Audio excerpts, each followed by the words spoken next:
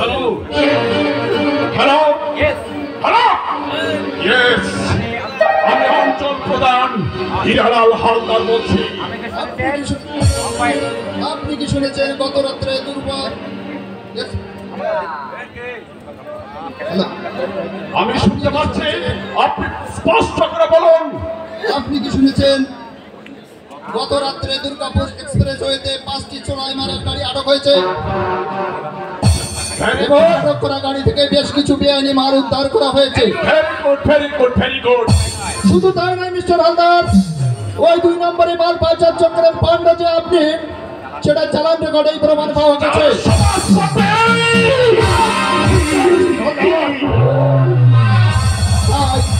আজকের মধ্যেই আপনি নিজের থানায় এসে সারেন্ডার করুন, তা নাহলে আপনার বিপদ নিচ্ছে। ওকে ওকে।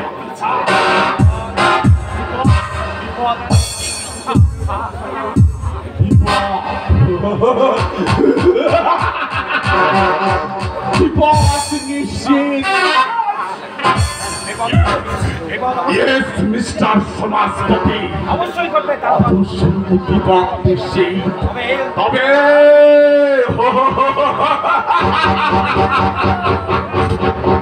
আমার বোমা বোমা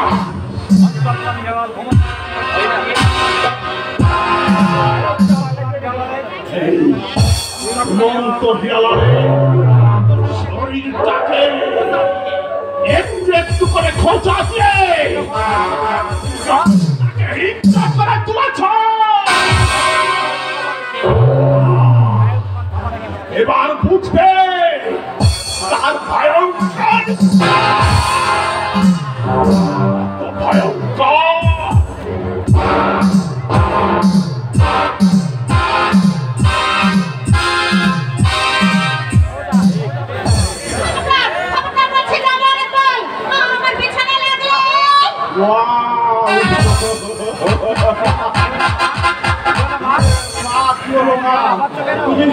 তুমি এমন ভাবছো কেন?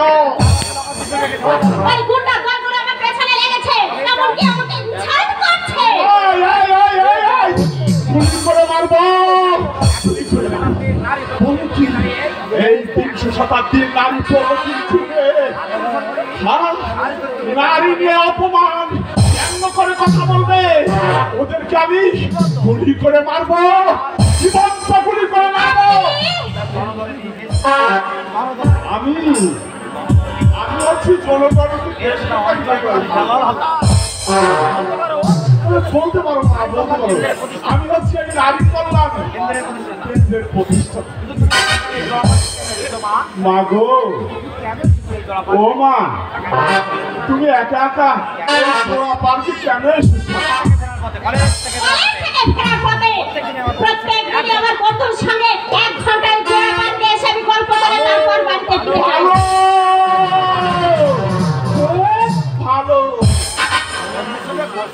এই বন্ধু বান্ধবের সাথে একটু খোঁজ মেজাজে আলাপ না করলে শরীর কি চাঙ্গা হয়ে ওঠে?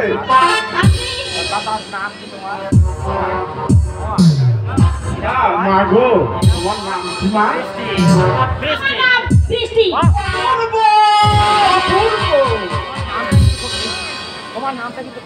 নামটা কিন্তু ভারী মিষ্টি, কারণ বৃষ্টি দিয়েই তো নতুনত্বের সৃষ্টি।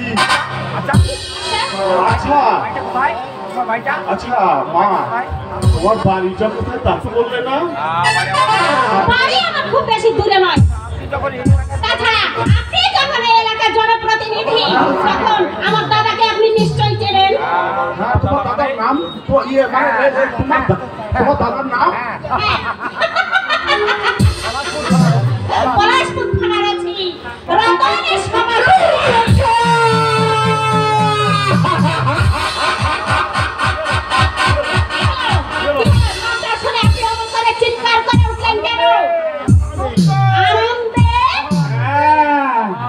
মহানন্দে যে মাল, যে শিকারটিকে ধরার জন্য এতক্ষণ আমি ভাত খেতে অপেক্ষা করছিলাম, সে মালটা নিজে এসে আমার জালে ধরা পড়ে গেছে।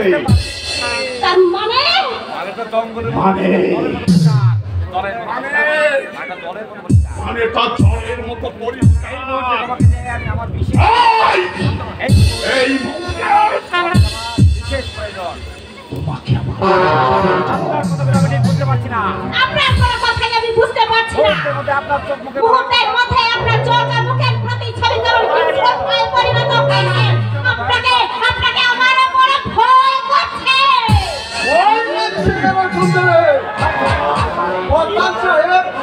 মানুষ আছে জানবাবি নেই। তুমি আবার এখানে এসেছো কেন আসবো না সুন্দরী? তোমার মতো একটা তাজা লাল গোলাপ এই পাপড়ি মিলে কুকুটিত হয়ে থাকে আর মধু পান করবার জন্য প্রমোদ গুনগুন করবে।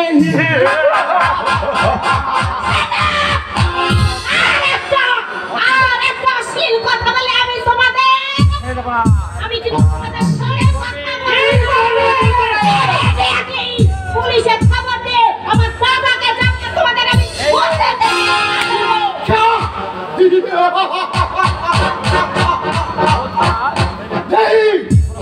ও থানা পুলিশটা ভয় দেখিয়ে কারো ভয় দেবে না। শুনবে এই শালে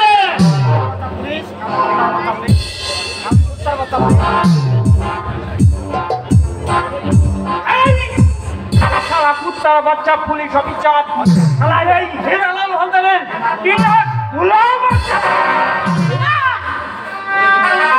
ভুলে যাওয়া শয়তানের দল। দেশের থাক পুলিশ তাদের বিবেকের মনুষ্যত্ব জলাঞ্জলি দিলেও আমার দাদা রতন সমাজপতি কোনো কুত্তার পায়ে তার আত্মসমর্পণ বিসর্জন করবে না। ভয় সুন্দর ভয় অনেক সময় লম্বা লম্বা মানুষকেও না 3 ইঞ্চি নারায়ণ শিলার চরণে মাথা নুইতে হয়। মিস্টার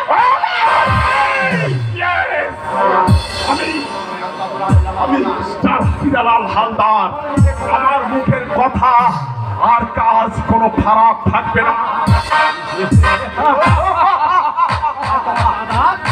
তোমার দাদা ওই দারোগা রতন সমাজপতিকে অহংকার দম্ভ চূর্ণ করে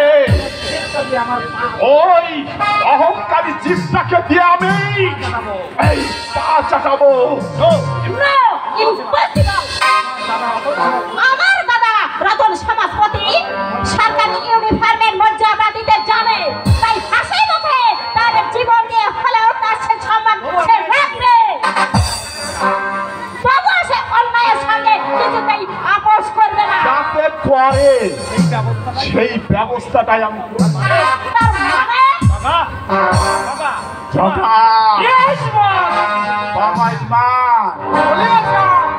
আমি ওই বৃষ্টি সুন্দরীকে নিয়ে তোরা আমার বেডরুমে আয়। আর আমি কতক্ষণে না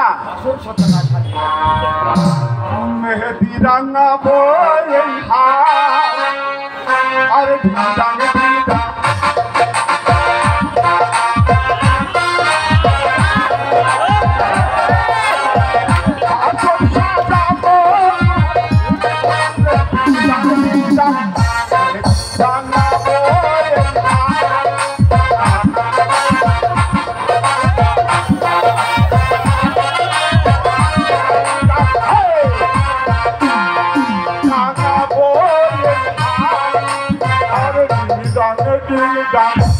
বুঝলেন আমার কিন্তু সহ্য হচ্ছে না। তোরা কিছুতেই আমাকে শয়তানের কামনার ডোরে নিয়ে যেতে পারবি না।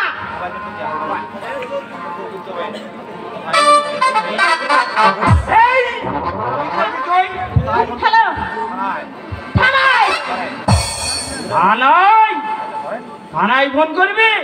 হ্যালো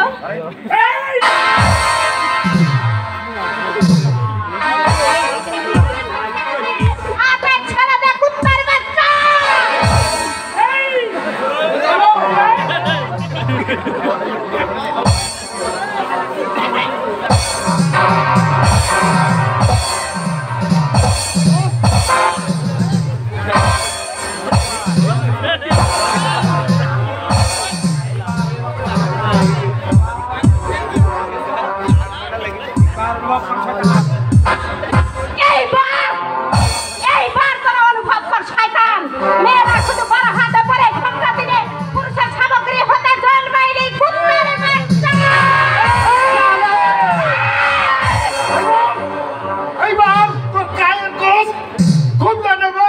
এই মারালে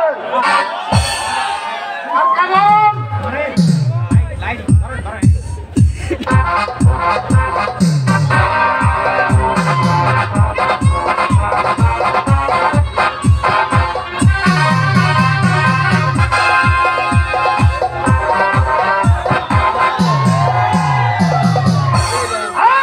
সারা বড় লোকের পাঁচ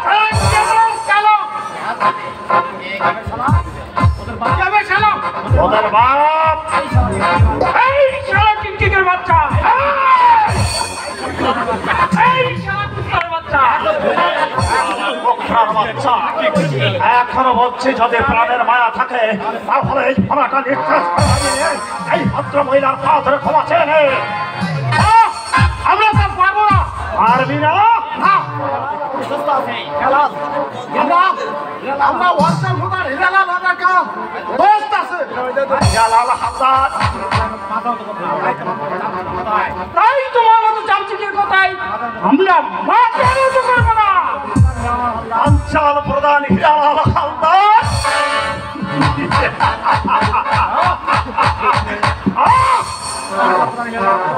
অঞ্চল প্রধান হিরালাল হালদার তখন ছাড় আমার সামনে যদি কোনো মন্ত্রী মিনিস্টার যদি কোনো মহিলাকে বেউজ্জত করে তাহলে আমার হাত থেকে কেউ রেহাই পায় না। তাই বলছে এখনো যদি প্রাণের মায়া থাকে এই ভদ্র মহিলার পা ধরে ঘুমাচ্ছে কারামেটুলের মতো সুরসুর করে করে কেটে মার। পারবি না? পারবি না তাহলে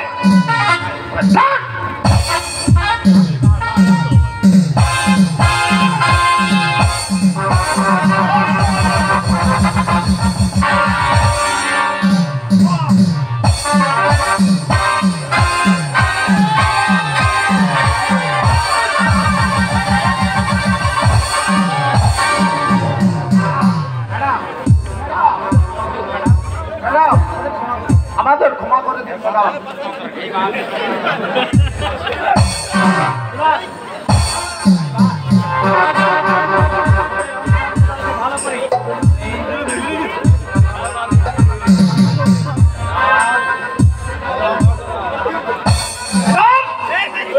ওদের অঞ্চল প্রধানকে ভালো করে তেল মালিশ করে দিতে বল।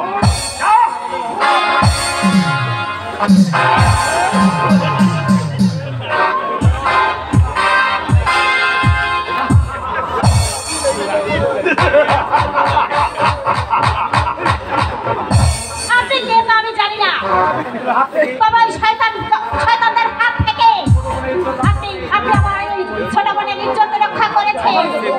আপনি যে মহান কর্তব্যের পরিচয় দিলেন এই ঋণ আমি জীবনেও শোধ করতে পারবো না। তবে ম্যাডাম বলুন।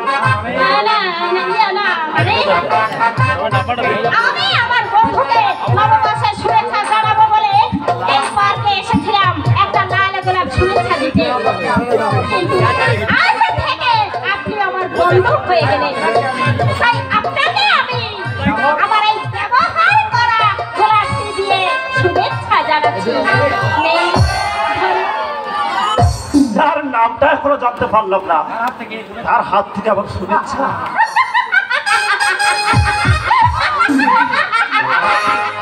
আমার নাম বৃষ্টি। ভারী মিষ্টি। হ্যাঁ ঠিক, এই একটা গোলাপ দিন। ধরুন।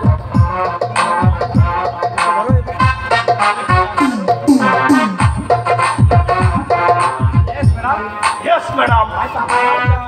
তাই আপনার গোলাপটি হাতে আসবে আমার বুকের ভিতরটা যেন কেমন তোলপাড়, আমার হৃদয় থেকে বেরিয়ে আসতে চাইছে। বলুন বলুন কি হলো? আজ থাক, যদি কোনোদিন আবার দেখা হয় সেদিন হ্যাঁ, শুনুন। আবার হবে গো দেখা, এ দেখাই সেই দেখা আবার হবে গো দেখা, এ দেখাই সেই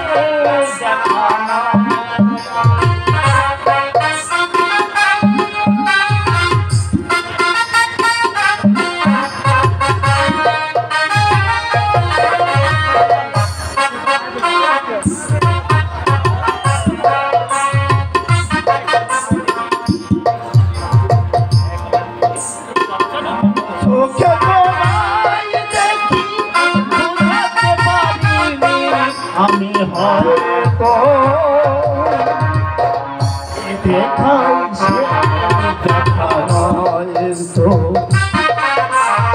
আবার হবে গো দেখা দেখাইছে দেখা নয় তো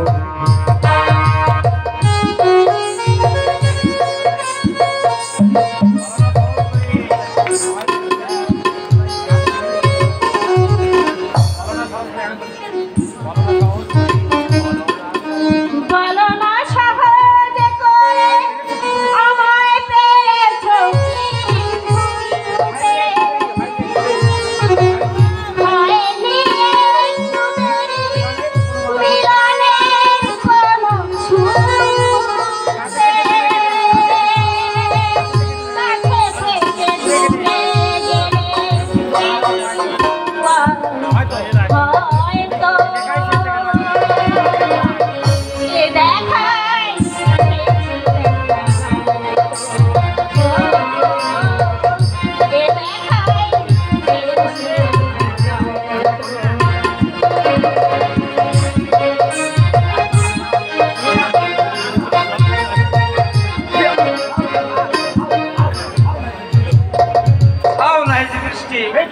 বিউটিফুল, কি অসাধারণ কণ্ঠ তোমার।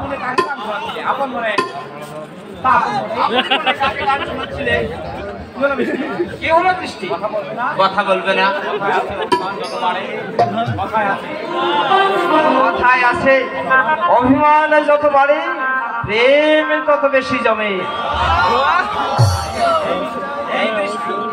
কি হলো? কথা বলবে না? কটা বাজে সে খেয়াল কি তোমার? আচ্ছা এই শোনো, 1 ঘন্টা আমি এখানে দাঁড়িয়ে আছি। বলি, তোমার কি কোনো টাইম জ্ঞান আছে? কি বলতে চাইছো তুমি?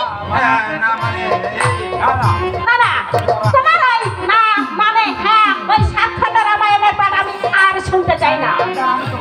আজ আর আমি তোমাকে গড আজকালকার ছেলে হয়ে হাতে তোমার একটা ঘড়িও নেই। আছে বৃষ্টি, ফার্স্ট ইয়ার পরীক্ষার সময় দাদা আমাকে একটা দামি রিস্টার্স কিনে দিয়েছিল। শুধু তাই নয়, এই তো মাসখানেক আগে দাদা আমাকে বললো, দেখ সৈকত, তোর কলেজের বন্ধুদের সকলের পকেটে 2-4টে করে পকেটে ফোন আছে, আমিও তোকে একটা দামি ফোন কিনে দেবো। বিশ্বাস করো বৃষ্টি, সংসারে চরম দারিদ্রতার মাঝেও দাদা কিন্তু আমাকে এতটুকু অভাব বুঝতে দেয়নি। তাহলে তুমি ওল্ড ড্রেস পরে কলেজে আসো কেন? মডার্ন ড্রেস পরতে যে আমার ভালো লাগে না বৃষ্টি। যাও, তোমার মতো একজন নুন ছাড়া আলু ভর্তা ছেলের সঙ্গে আমি কোনো কথাই তাই যদি হয়, এরা যদি তোমার মনের কথা হয়, তাহলে তুমি আমাকে ভালোবাসলে কেন বৃষ্টি? তোমাকে আমার ভালো লাগে বলে। বৃষ্টি হ্যাঁ সৈকত, তোমার মতো ব্রিলিয়ান্ট ছেলেকে আমার দাদা একদম হাতছাড়া করতে রাজি নয়। আমি তো তোমার মতো নাম্বার আর গর্বের নই, তাই সুযোগ ধরতে তোমার আমার সম্পর্কের কথা দাদাকে আমি সবকিছু জানিয়ে দিলাম। কথাটা শুনে রতনদা কি বললো? হ্যাঁ, কি বললো? ধরতে যদি পারি জেলের ঘানিটা নিয়ে ছাড়বো। দাদা মানে তুই এখানে আর বলিস কেন?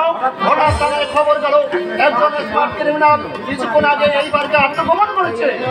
ঠিক বলেছো দাদা।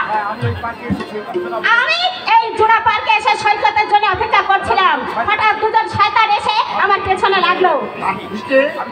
আমি দৌড়ে চলে আসলাম, ওই মুখোশধারী একটা শয়তানের খপ্পরে পড়লাম। নিজেকে বাঁচাবার জন্য আমি তোমার পরিচয় দিতে বাধ্য হলাম। পরিচয় জানতে পেরে ওরা আমাকে জোর করে ওদের একটাই তুলে নিয়ে যেতে চেয়েছিল দাদা। কিন্তু আমার চিৎকার শুনে দেবদূতের মতো উদয় হলো একটা মহান ব্যক্তিত্বের যুবক। এসব তুমি কি বলছো বৃষ্টি?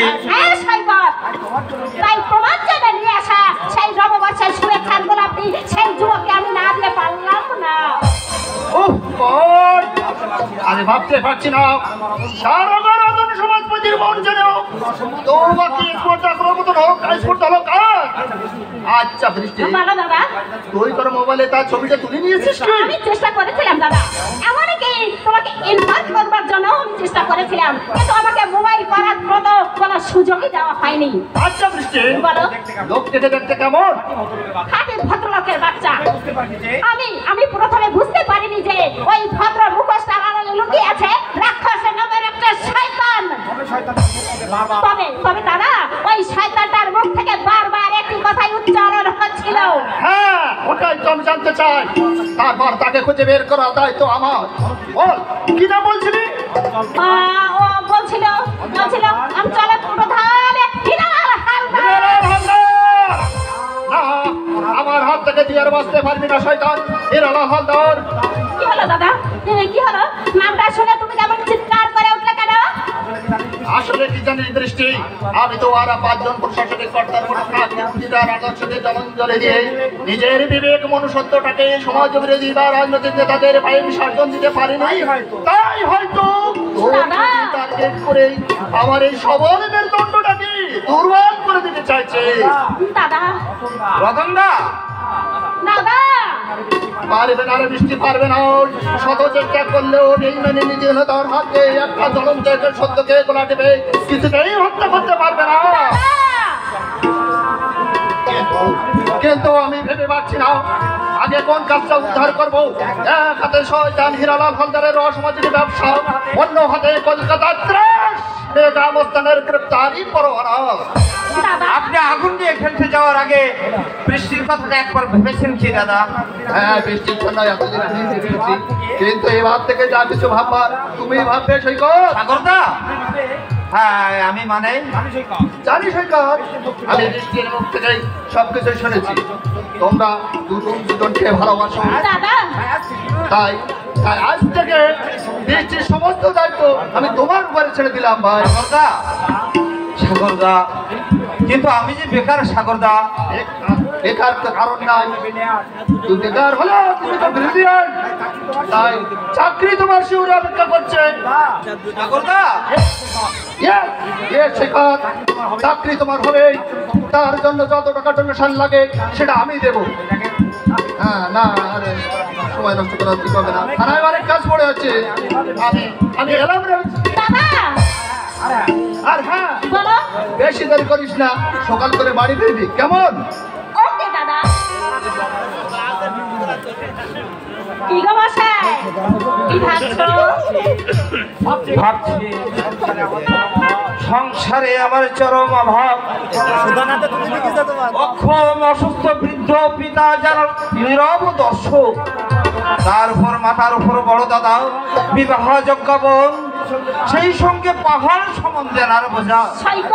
তাই বলছে বৃষ্টি, এই মুহূর্তে তুমি এই বেকার স্বামীর বউ হয়ে সবকিছু মানিয়ে নিবে কি করে? তুমি এটা কেন ভুলে যাচ্ছ সৈকত? ভালোবাসাকে কোনো অর্থের দাড়ি পাল্লায় মাপা যায় না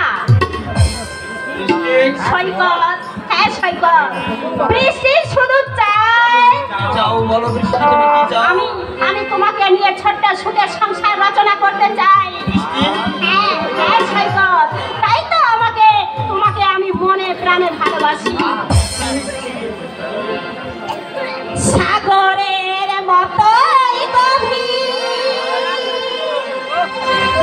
আকাশের মতোই অসীম, আমার এই প্রেম আমি তোমাকে দিলাম। তোমারই আছি আমি, তোমারই ছিলাম,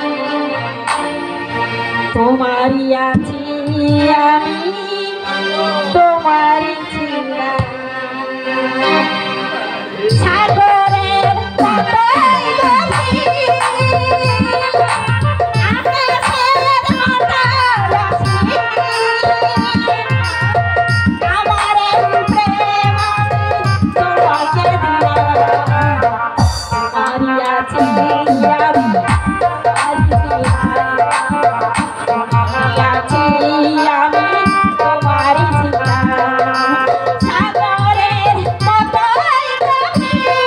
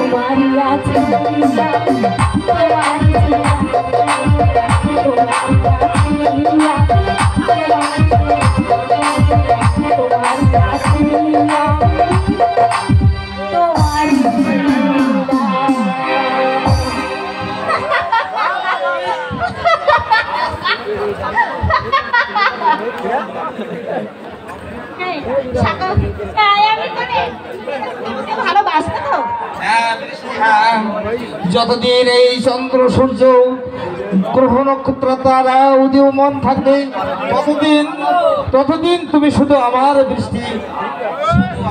হ্যাঁ চলো।